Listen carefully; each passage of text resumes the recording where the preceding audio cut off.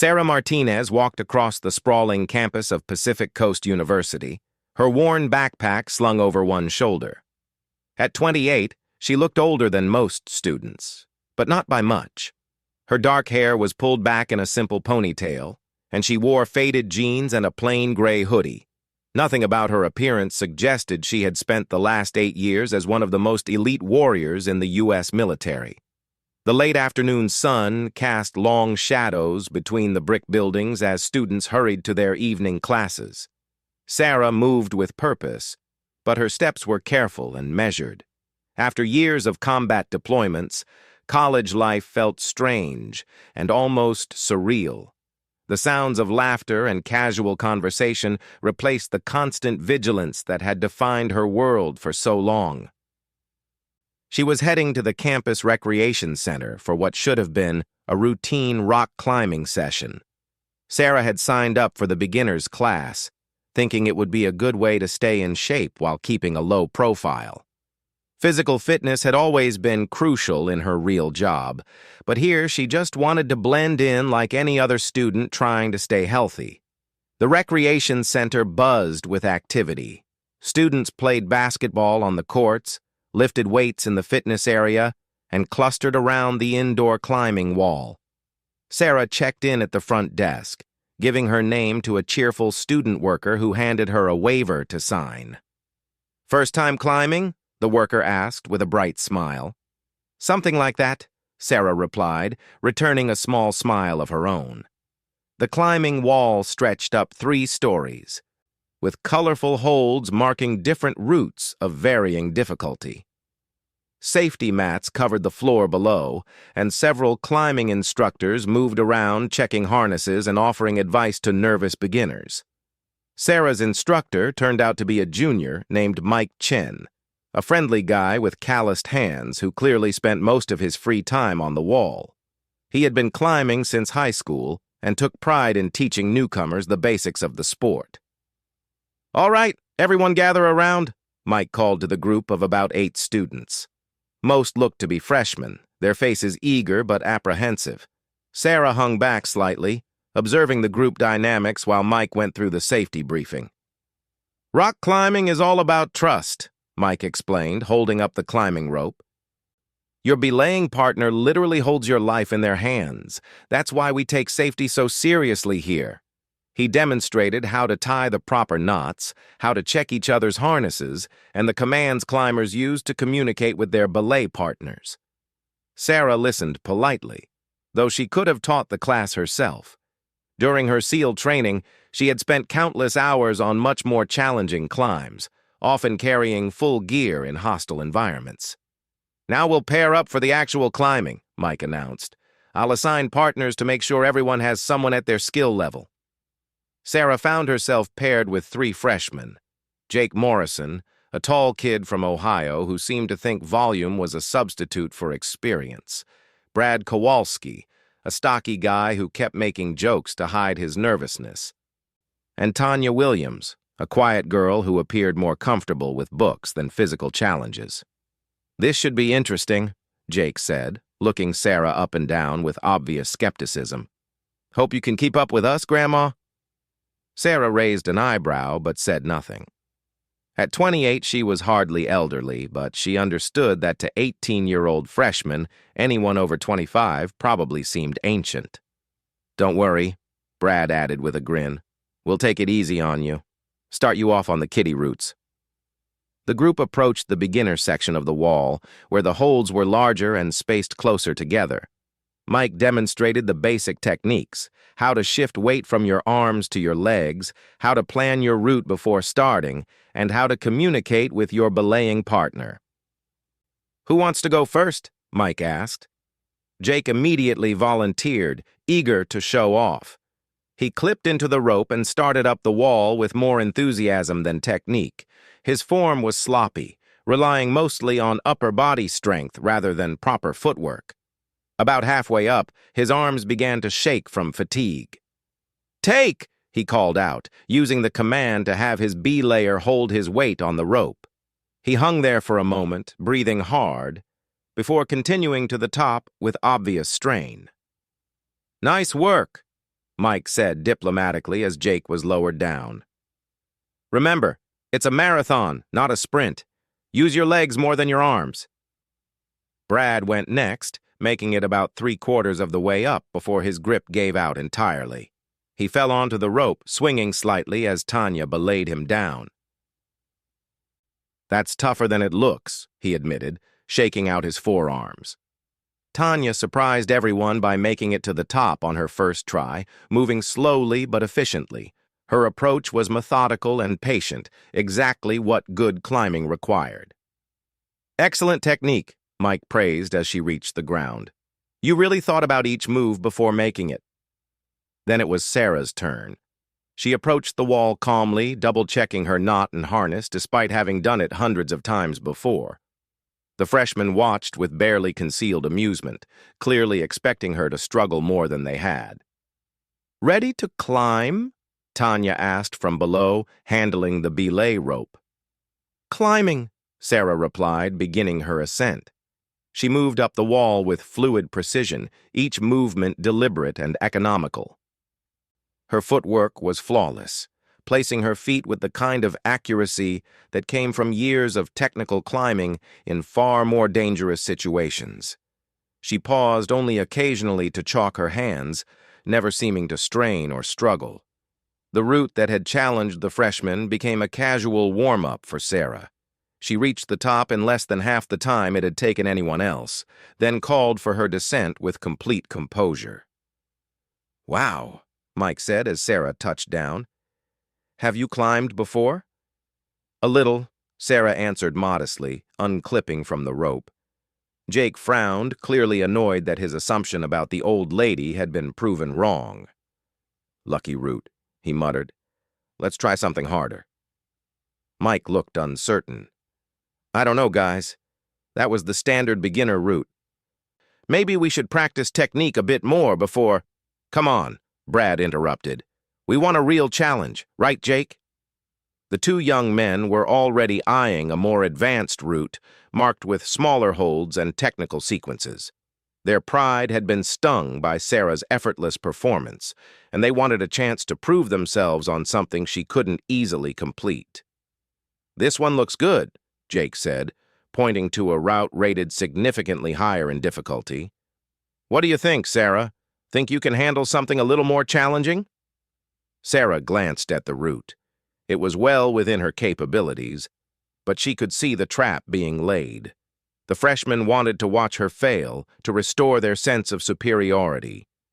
She considered backing down, keeping her low profile intact. But something in Jake's smirk annoyed her more than she expected. I can give it a try, she said simply. Mike looked worried. That route is really for intermediate climbers.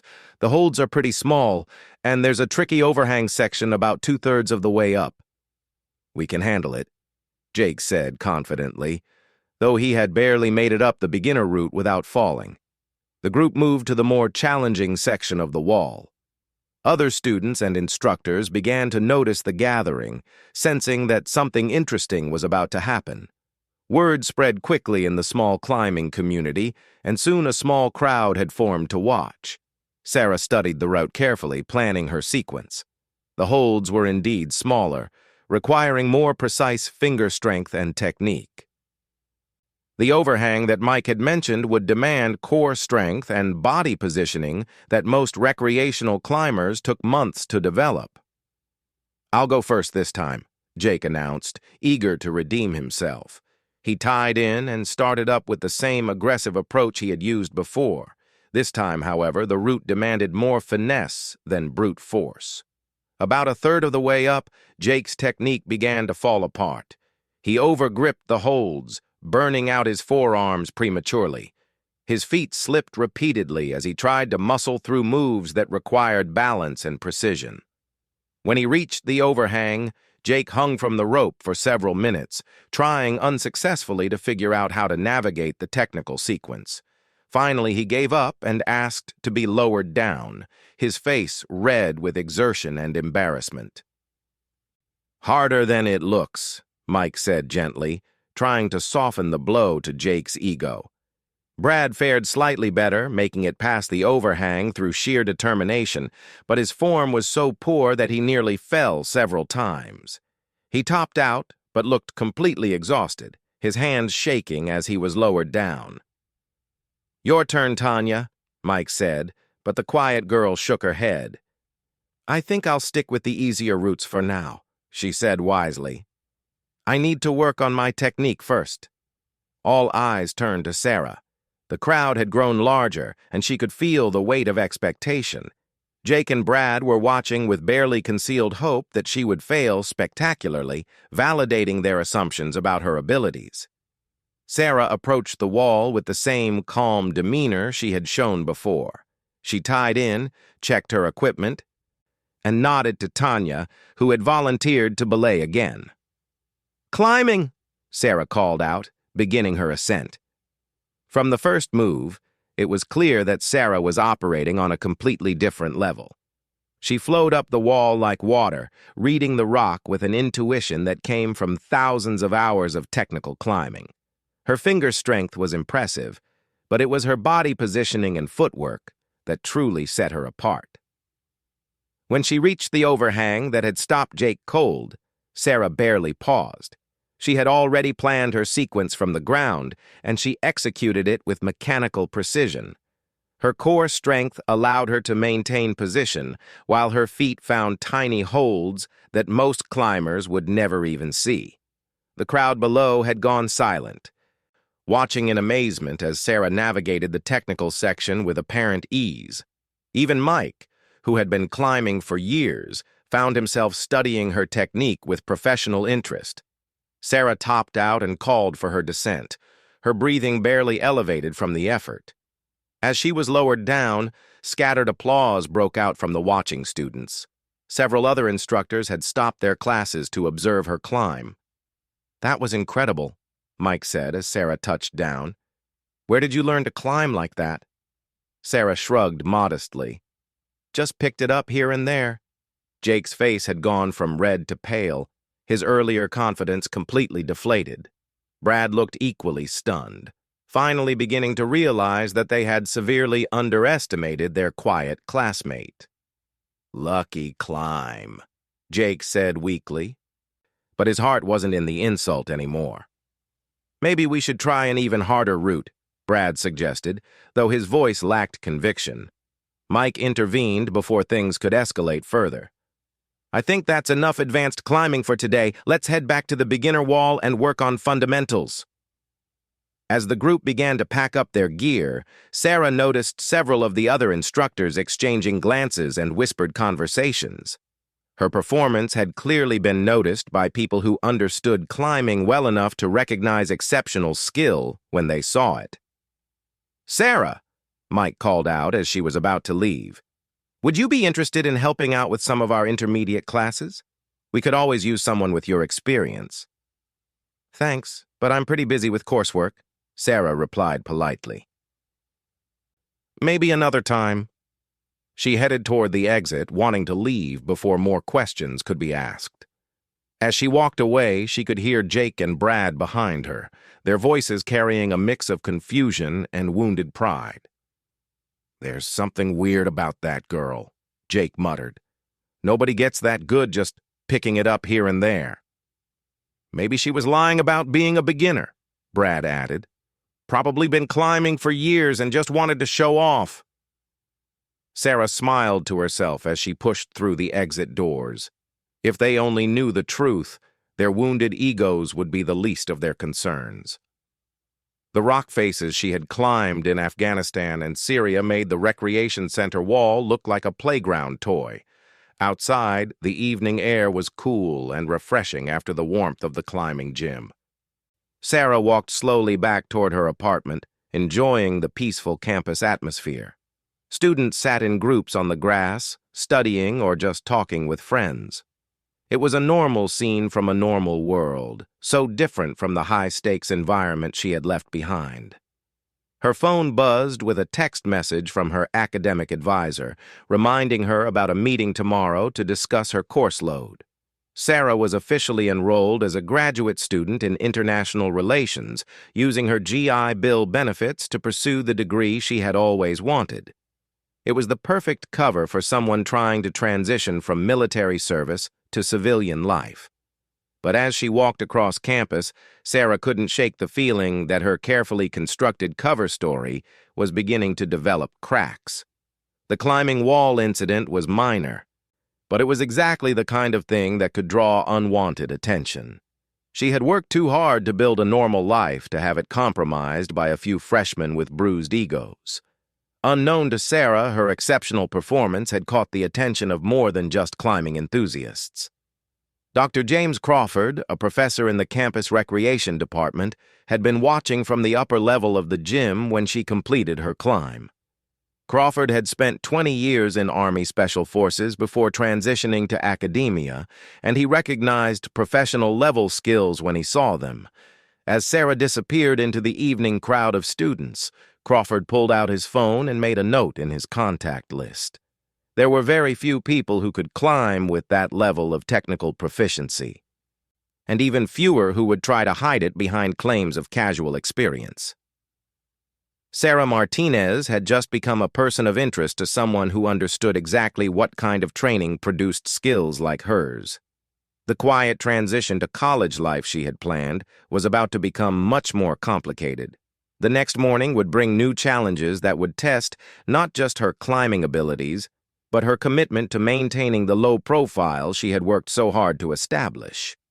Some secrets, Sarah was about to learn, were much harder to keep than others. The next morning brought gray clouds and the promise of rain to Pacific Coast University. Sarah Martinez sat in her international relations seminar, taking notes while Professor Williams discussed modern military conflicts. The irony wasn't lost on her. Here she was, listening to academic theories about wars she had actually fought in. The role of Special Operations Forces in counterterrorism efforts has evolved significantly since 2001, Professor Williams explained to the class of graduate students. These elite units operate under extreme secrecy, often in situations where conventional forces cannot be deployed. Sarah kept her expression neutral, but her pen had stopped moving across her notebook. Several other students were nodding thoughtfully, absorbing information that was completely theoretical to them. For Sarah, these weren't abstract concepts. They were memories of missions, teammates, and situations that most people could never imagine.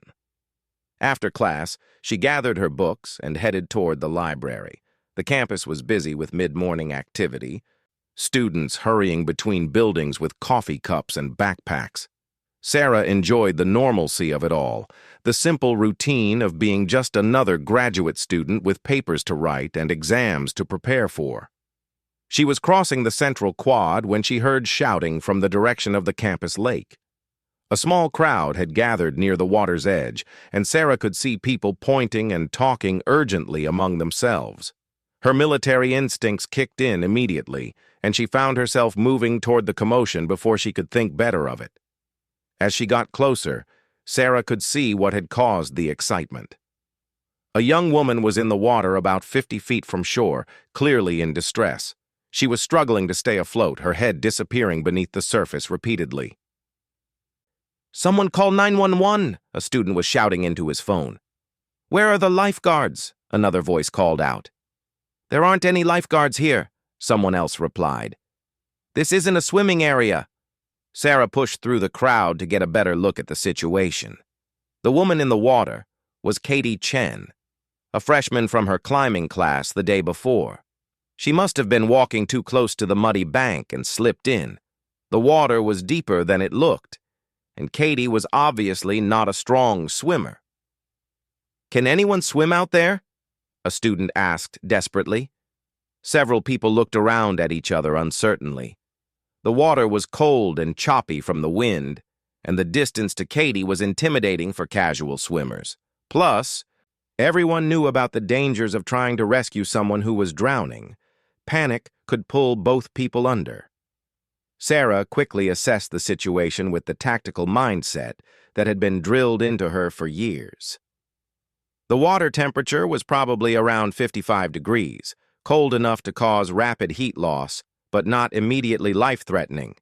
Katie was about 50 meters from shore in water that appeared to be 8 to 10 feet deep. She was panicking, which meant she was burning energy fast and taking in water. Time was critical. In water that cold, Katie had maybe 10 to 15 minutes before hypothermia became a serious factor.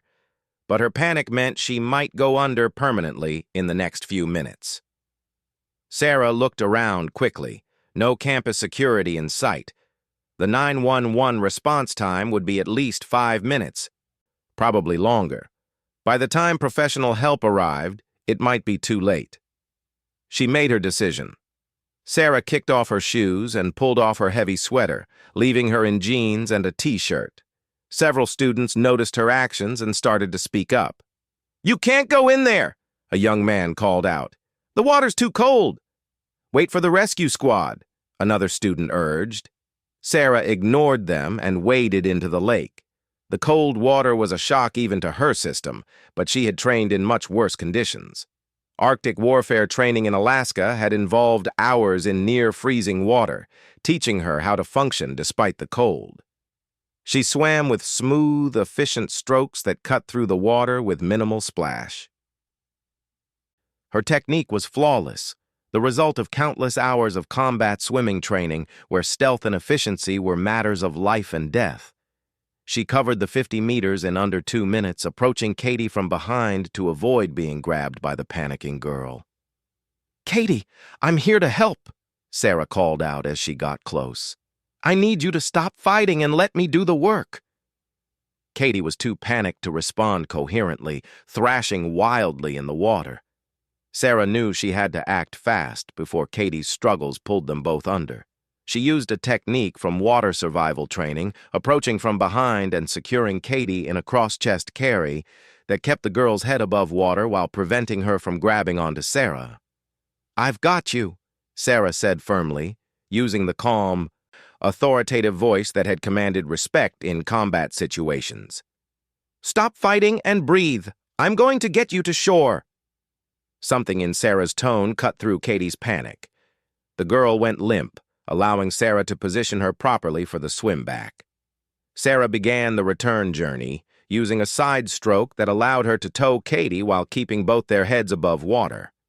The crowd on shore had grown larger, and Sarah could hear excited voices carrying across the water. Her swimming technique was drawing attention. This wasn't the desperate, splashing effort of someone barely qualified to attempt a rescue. Sarah moved through the water with the confident efficiency of someone who had performed similar operations in much more dangerous circumstances.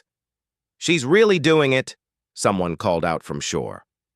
"Look how fast she's moving," another voice added. "That's incredible." Sarah focused on her breathing and stroke rhythm, ignoring the commentary from shore. The cold was starting to affect her muscles, but she had trained to function under much worse conditions. During SEAL training, she had spent hours in the ocean off San Diego in full gear, learning to operate effectively despite hypothermia and exhaustion. As they got closer to shore, several students waded into the shallow water to help pull Katie out. Sarah guided the girl into their waiting arms, then hauled herself up onto the muddy bank. She was breathing hard but not exhausted, her body responding to the cold and exertion with the conditioning that years of elite training had built. "Katie, are you okay?" one of her friends asked, wrapping a jacket around the shivering girl. "I'm fine," Katie gasped, her teeth chattering. "I just slipped and couldn't get back to shore. I thought I was going to drown." Campus security finally arrived, along with paramedics who checked both Katie and Sarah for signs of hypothermia. Sarah's vital signs were remarkably stable, considering what she had just done, earning impressed comments from the medical technicians. "You should be more affected by this," one paramedic noted as he took Sarah's temperature. "Have you had cold water training before?" "Some swimming experience," Sarah replied, deflecting the question while accepting a blanket from one of the students. Jake Morrison and Brad Kowalski had been in the crowd, watching the rescue with growing amazement. The same woman they had dismissed as an old lady the previous day had just performed a textbook water rescue that most people wouldn't have had the skill or courage to attempt. "How did she do that?" Jake muttered to Brad as they watched Sarah being checked by the paramedics. "I don't know," Brad replied, shaking his head. "First the climbing thing, now this.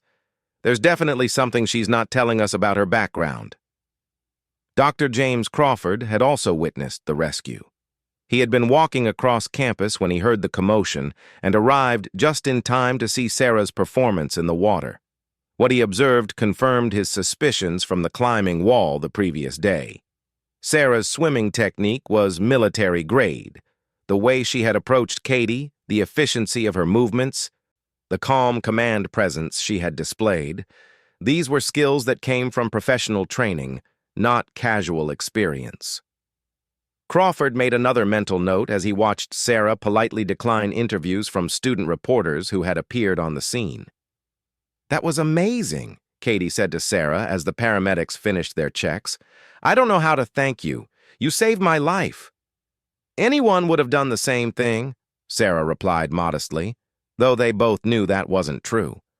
Most of the students had been too scared or unprepared to enter the water. "No, they wouldn't have," Katie insisted. "You're incredible. Where did you learn to swim like that?" Sarah felt the familiar discomfort of being in the spotlight. "Just grew up around water," she said. Which was technically true. She had spent her childhood near the beaches of San Diego, though that wasn't where she had learned combat swimming techniques. As the crowd began to disperse, Sarah gathered her shoes and wet sweater. She wanted to get back to her apartment and change clothes before her afternoon classes. The last thing she needed was more attention or questions about her abilities. But as she walked across campus, Sarah noticed that students were looking at her differently now.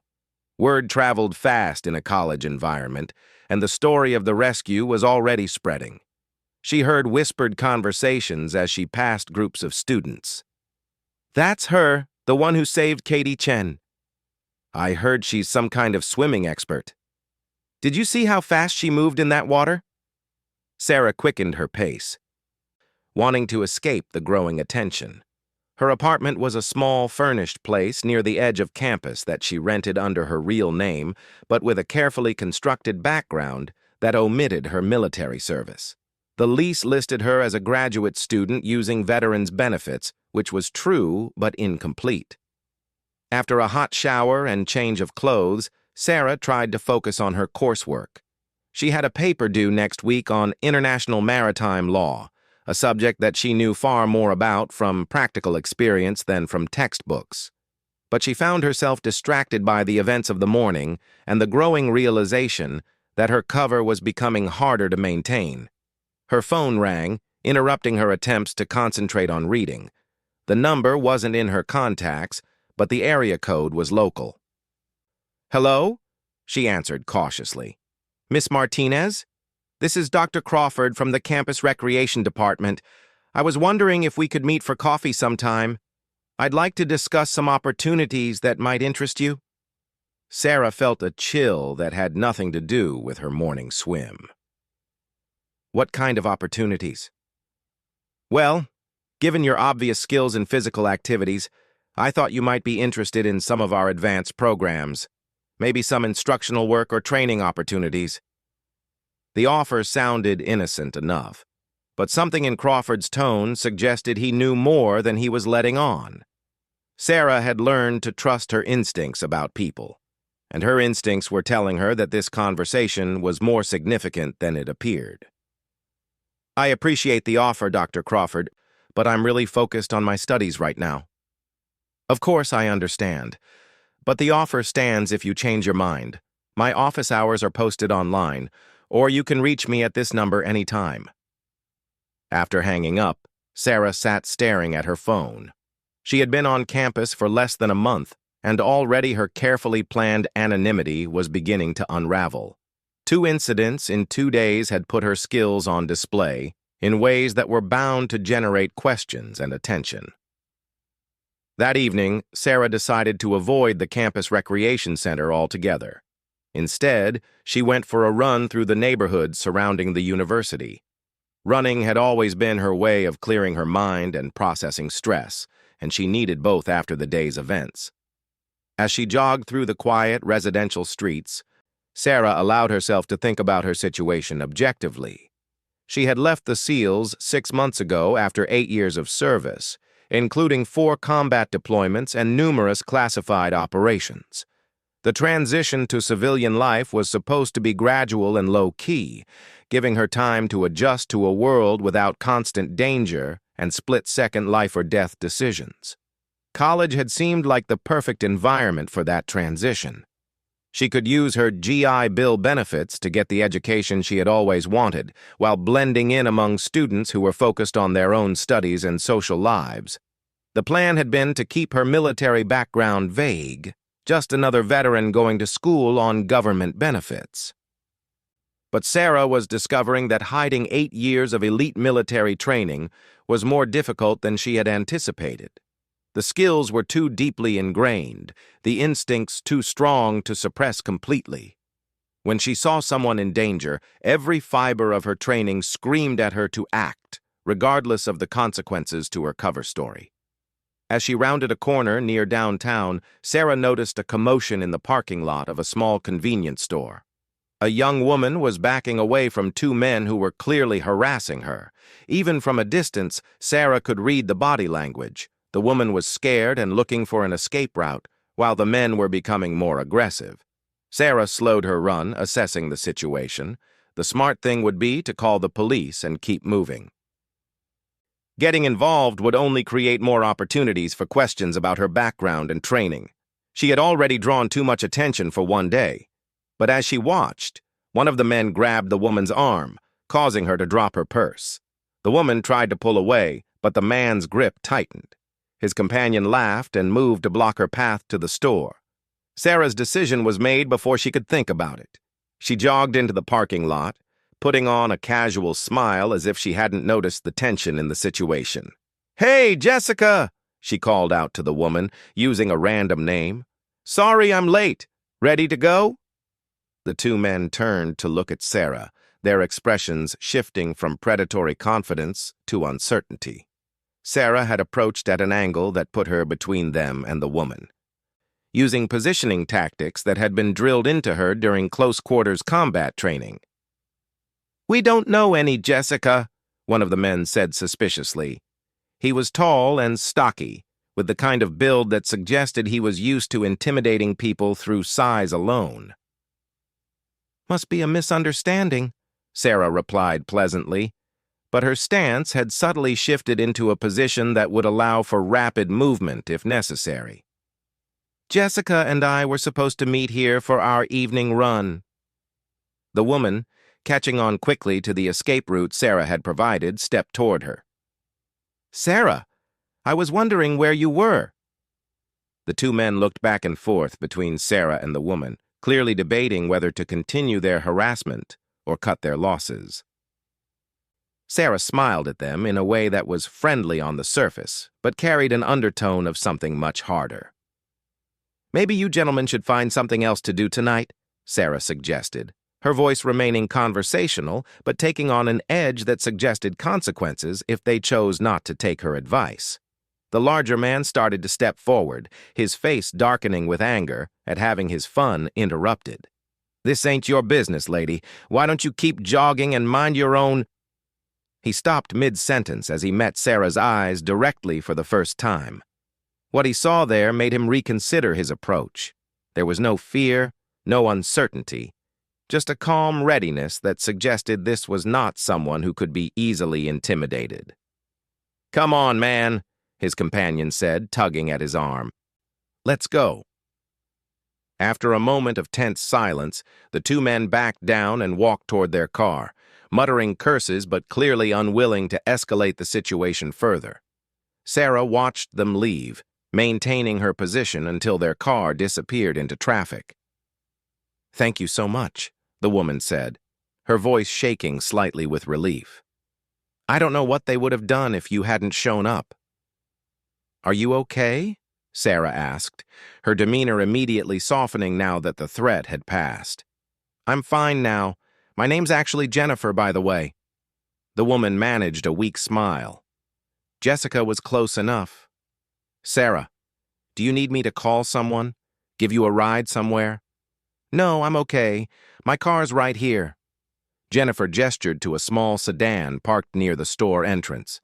I just needed to grab some things for dinner, and those guys started following me around the store and then out here. Sarah waited while Jennifer got safely into her car and locked the doors. Only after the woman had driven away did Sarah allow herself to think about what had just happened. 3 incidents in 2 days, each one demonstrating skills and instincts that were going to be increasingly difficult to explain away as coincidence or casual experience. As she jogged back toward campus, Sarah realized that her old life and new life were on a collision course. The question was no longer whether her secret would be discovered, but how much longer she could maintain the illusion of being just another graduate student. Tomorrow would bring new challenges and new questions about who Sarah Martinez really was. The carefully constructed walls between her past and present were beginning to crumble, and Sarah wasn't sure she would be able to rebuild them in time.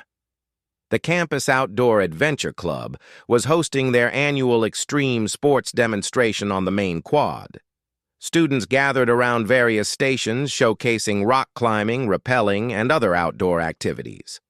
Sarah Martinez had planned to avoid the event entirely, but her international relations professor had canceled class, leaving her with an unexpected free period. She found herself walking through the demonstration almost by accident, drawn by the familiar sight of climbing equipment and ropes. The Outdoor Adventure Club had set up a 3-story rappelling tower, allowing students to experience controlled descent from the top of the campus recreation center. "Step right up," called out Mike Chen, who was working with the Adventure Club in addition to his climbing instructor duties. "Learn rappelling from our certified instructors. It's completely safe. We've got backup safety lines for everyone." A small crowd had gathered to watch brave volunteers make their way down the tower. Most participants moved slowly and cautiously, gripping the rope with white knuckles as they worked their way down the wall. The instructors offered constant encouragement and guidance through megaphones. Sarah paused at the edge of the crowd, watching with professional interest. The setup was standard for civilian instruction. Multiple safety redundancies, conservative rope techniques, and careful supervision. It was thorough and safe, but painfully slow compared to the tactical rappelling she had learned in the military. "Sarah!" a voice called out from the crowd. She turned to see Tanya Williams approaching with a group of students from their climbing class, including Jake Morrison and Brad Kowalski. "Hey," Sarah replied with a polite smile, hoping the group would move on quickly. She had managed to avoid most of them since the lake rescue incident 2 days earlier. "Are you going to try the rappelling?" Tanya asked excitedly. "I just signed up. It looks incredible but kind of scary." "I think I'll just watch," Sarah said, but Jake had already spotted her and was pushing through the crowd with Brad close behind. "Well, well," Jake said with a smirk that didn't quite hide his lingering resentment from their previous encounters. "If it isn't our campus hero. Come to show us all how rappelling is really done?" "Just watching," Sarah repeated, starting to back away from the group. But Jake's voice had carried, and several other students were turning to look at her with recognition. "That's the girl who saved Katie Chen," someone whispered loud enough to be heard. "And she's amazing at rock climbing," another student added. Mike Chen had noticed the commotion and approached with his clipboard and safety gear. "Sarah, perfect timing. We could really use someone with your climbing experience to help demonstrate proper technique." "Thanks, but I'm not really qualified to—" Sarah began, but Jake interrupted her. "Oh, come on," he said loudly, drawing more attention to their group. "You've been showing off your skills all week. Time to put up or shut up on something really challenging." Sarah felt the familiar tightening in her chest that came with unwanted attention. The smart move was to walk away, make an excuse, and disappear into the crowd. But Jake's challenge had been heard by dozens of students, and backing down now would only generate more questions and speculation. "It's really not necessary," Sarah tried one more time, but Mike was already holding out a harness. "Come on, it'll be fun," Mike encouraged. "You can partner with one of our experienced instructors. Jake and Brad were just about to go up together." Before Sarah could object further, she found herself being fitted with climbing gear and given a quick safety briefing. The rappelling tower had been constructed against the side of the recreation center, with anchor points at the top of the 3-story building. Jake and Brad were already gearing up with obvious excitement, their earlier nervousness replaced by anticipation. They had recruited several friends to watch their descent, clearly hoping to redeem themselves after being shown up by Sarah in previous activities. "This should be interesting," Jake said, as they climbed the internal staircase to the roof. "Let's see how the swimming champion handles heights." The group reached the top of the building, where several outdoor adventure club members were managing the anchor points and safety systems. The view from up there was impressive.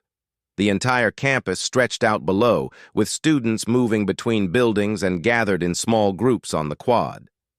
Mike explained the basic rappelling procedure to the group. "Remember, this is all about control. You're not trying to go fast, just smooth and steady. Keep your guide hand light on the rope and use your brake hand to control your speed." Jake volunteered to go first, eager to demonstrate his courage in front of the growing crowd below. He clipped into the system with shaking hands, trying to hide his nervousness behind bravado. "Looking good, Jake," Mike called out as Jake positioned himself at the edge. "Remember, small steps, and trust your equipment." Jake started his descent, moving in jerky, uncontrolled movements that had the safety instructors calling out constant corrections. He gripped the rope too tightly, causing him to move in awkward bounces rather than smooth slides.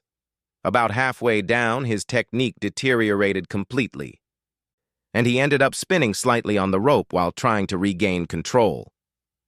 The crowd below watched with a mixture of entertainment and sympathy as Jake fought his way down the wall.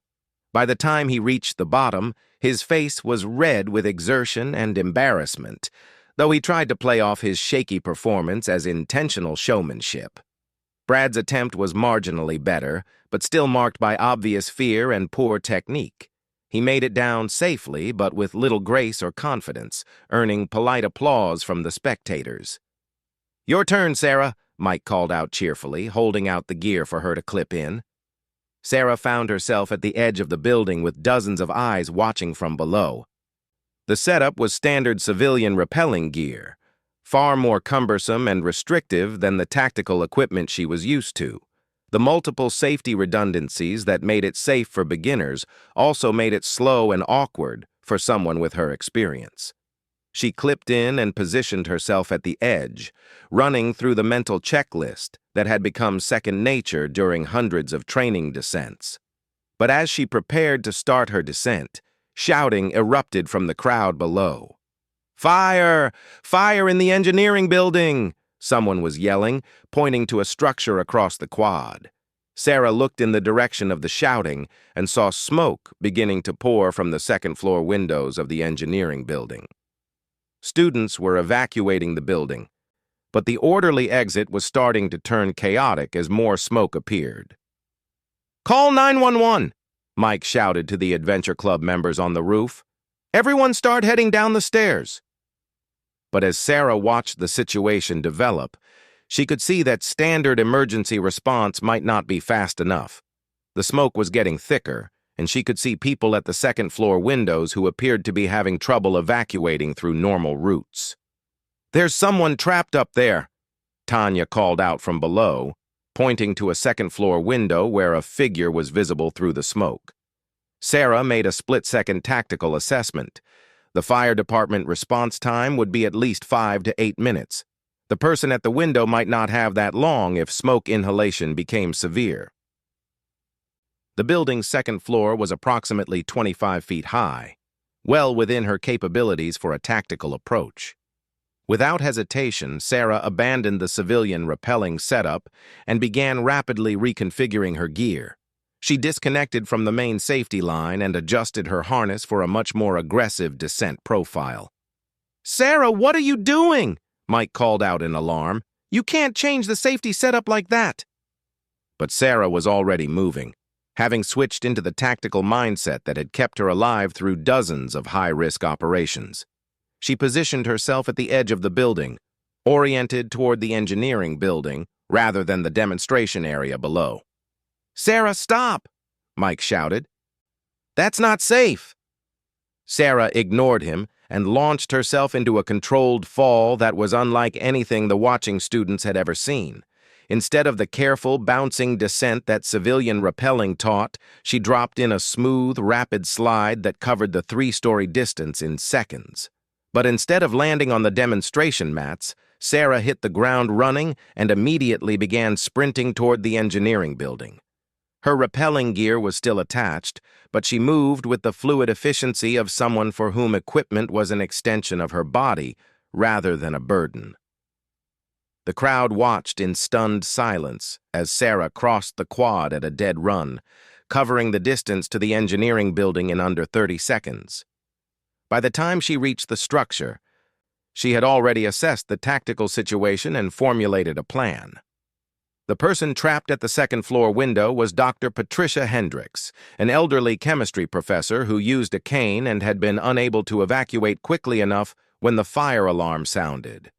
Smoke was pouring out around her, and she was obviously having trouble breathing. Sarah looked up at the window, calculating angles and distances with the automatic precision of someone who had performed countless tactical entries. The building's exterior offered several possible climbing routes, but the fastest approach would be a direct ascent using the architectural features and her existing gear. Without pausing to explain her plan to anyone, Sarah began climbing the outside of the building. She moved with the speed and confidence that came from years of tactical climbing in combat situations, using window ledges, decorative stonework, and architectural details as hand and footholds. The watching crowd had gone completely silent, stunned by what they were witnessing. Jake and Brad stood with their mouths open, finally beginning to understand that they had been dealing with someone far outside their experience level. Sarah reached the second-floor window in under 2 minutes, positioning herself to assist Dr. Hendricks. The elderly professor was conscious but disoriented from smoke inhalation. "Dr. Hendricks, I'm here to help," Sarah called through the window. "I need you to move closer to me." The professor managed to shuffle toward the window, leaning heavily on her cane. Sarah quickly assessed the situation.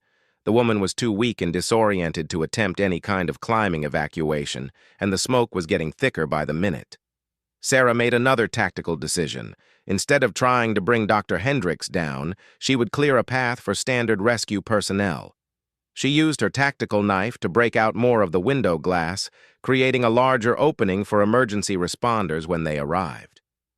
But as she worked, Sarah realized that Dr. Hendricks was beginning to lose consciousness from smoke inhalation. The elderly woman swayed on her feet and started to collapse toward the floor of the smoke-filled room. Without hesitation, Sarah swung herself through the window and into the building.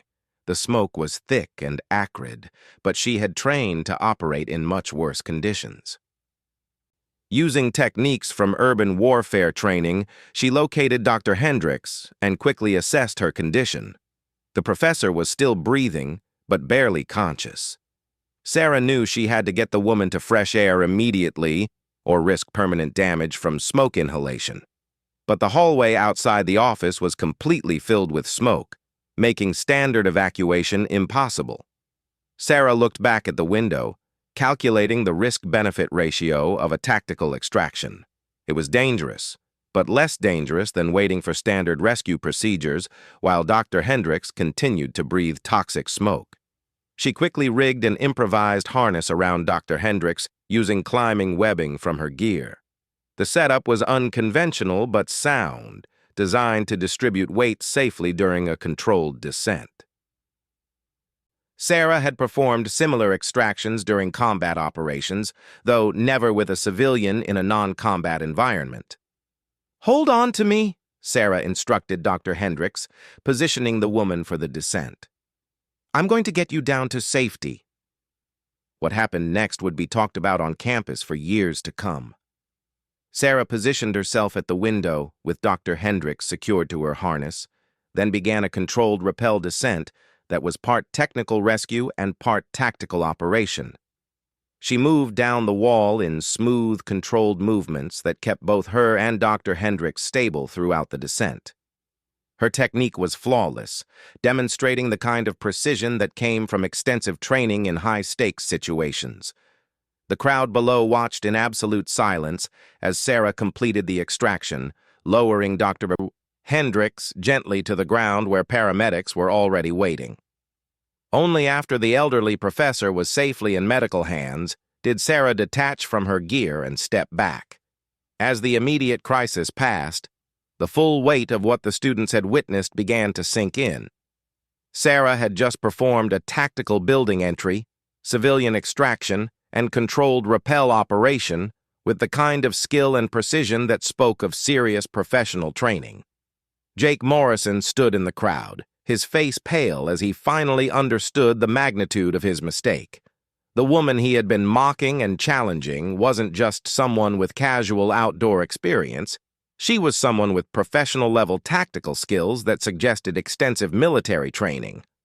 "Who the hell is she?" Brad whispered, echoing the question that was running through everyone's mind. Dr. James Crawford had witnessed the entire sequence of events from his position near the demonstration area. As a former Special Forces operator himself, he recognized not just the technical skills Sarah had displayed, but the tactical mindset that had driven her actions. This wasn't someone who had learned climbing at a civilian gym. This was someone with serious military training. Sarah was trying to leave the scene quietly when Crawford approached her. Unlike the awed students around them, his expression was knowing rather than surprised. "Outstanding work," Crawford said quietly, falling into step beside her.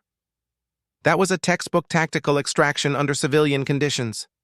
Sarah felt her heart sink. "I just did what anyone would do." "No," Crawford replied firmly. "You did what someone with extensive special operations training would do. The question is, which unit and how recently?" Sarah stopped walking and turned to face Crawford directly. She could see in his eyes that he knew exactly what he was looking at, and that any further denials would be pointless. "Navy," she said simply. 8 years, separated 6 months ago. Crawford nodded slowly. "Special warfare?" Sarah hesitated for a moment, then nodded. "SEAL Team 3, 4 deployments." The conversation was interrupted by Jake Morrison, who had worked up the courage to approach them. His earlier arrogance had been completely replaced by shocked realization. "You're military," Jake said, his voice barely above a whisper. "That's why you could do all those things. The climbing, the swimming, the rescue just now. You're like a real soldier." "Navy SEAL," Crawford corrected him. "One of the most elite special operations units in the world. Less than 1% of people who attempt the training actually make it through." Jake's face went through a series of expressions as he processed this information. He thought about all the times he had mocked Sarah's age, called her grandma, and challenged her to prove herself. He had been mocking someone who had spent 8 years in one of the most dangerous and demanding jobs in the world. "I'm sorry," Jake said finally, his voice cracking slightly. "I had no idea. I was such an idiot." "You didn't know?" Sarah replied gently. "And that was kind of the point." Brad Kowalski had joined them, along with Tanya Williams and several other students. The news was spreading through the crowd like wildfire. The quiet graduate student they had been climbing with was actually a Navy SEAL with years of combat experience. "So when we were challenging you to harder climbs," Brad said slowly, "you were just humoring us?" Sarah smiled for the first time since the rescue. "You were having fun. I didn't want to ruin that. But you could have done climbs that would have made our attempts look like kindergarten playground equipment." Tanya added with growing amazement. Probably, Sarah admitted. But that wasn't the point. I came to the climbing gym to learn how to be a regular student, not to show off. Mike Chen had joined the group, still wearing his climbing gear from the rappelling demonstration. So when you said you had picked up climbing experience, you meant military training, Sarah confirmed. Combat climbing, tactical rappelling, maritime cliff assault, that kind of thing. The implications were starting to sink in for everyone who had witnessed her skills over the past week. The effortless climbing, the professional-grade swimming rescue, the tactical building extraction, all of it made perfect sense in the context of elite military training. How many people know? Crawford asked quietly. About my background? Just you now, Sarah replied. I was trying to keep it quiet. Start fresh, you know? Crawford nodded understandingly. Transition can be tough. But trying to hide that level of training is like trying to hide that you speak a foreign language. Eventually, something's going to give you away. Yeah, I'm starting to figure that out, Sarah said with a rueful smile. Jake was still staring at her with a mixture of awe and embarrassment. I can't believe I called you Grandma and tried to show you up. You probably could have... He trailed off, unable to finish the thought. Could have what? Sarah asked with amusement. I don't know, Jake admitted. Done things to me that I can't even imagine. I could have, Sarah confirmed matter-of-factly. But why would I?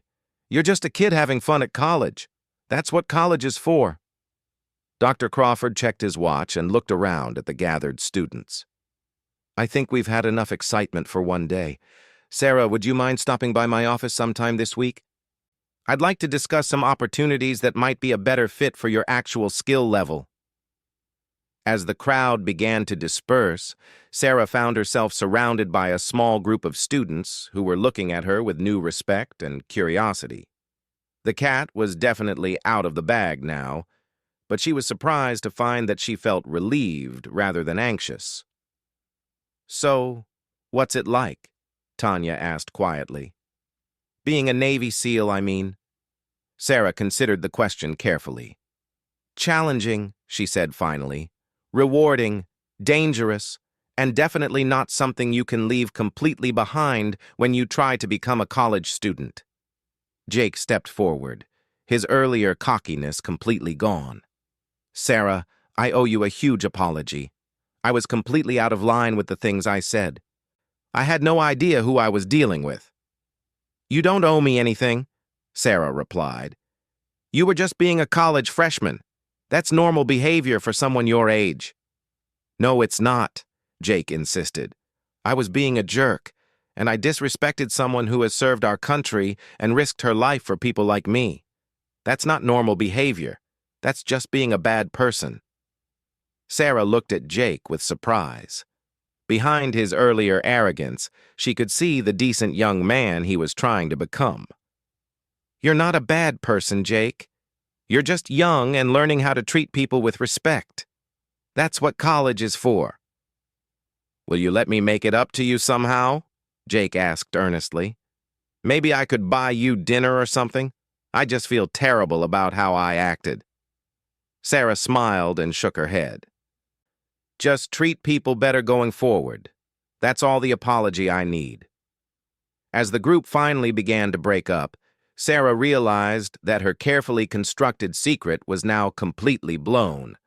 By tomorrow, probably half the campus would know that the quiet graduate student in international relations was actually a decorated Navy SEAL with years of combat experience. But looking at the faces around her, Jake's newfound respect, Tanya's admiration, Mike's professional interest, Sarah realized that maybe keeping secrets wasn't as important as she had thought. These people weren't looking at her like she was a freak or a dangerous weapon. They were looking at her like she was someone remarkable who had chosen to share her world with them. As she walked back toward her apartment, Sarah reflected on the events of the past week. She had come to college hoping to disappear into anonymity, to leave behind the intensity and danger of her military career in favor of a quiet, normal life. Instead, she had discovered that some things couldn't be hidden, and maybe they weren't meant to be. Her skills, her training, her instincts, they were all part of who she was, and trying to suppress them completely had been both impossible and unnecessary. Tomorrow would bring new challenges and new questions, but for the first time since leaving the Navy, Sarah felt like she might be able to build a life that honored both who she had been and who she was trying to become. The college student and the Navy SEAL didn't have to be separate people. They could be different aspects of the same person, each bringing something valuable to her new life. As she reached her apartment, Sarah's phone buzzed with a text message from Katie Chen, the girl she had rescued from the lake. "Heard what happened today? Thank you for saving Dr. Hendricks. You're amazing." Sarah smiled as she typed back a simple response. Just doing what needed to be done. It was, she realized, the most honest thing she had said about herself since arriving on campus.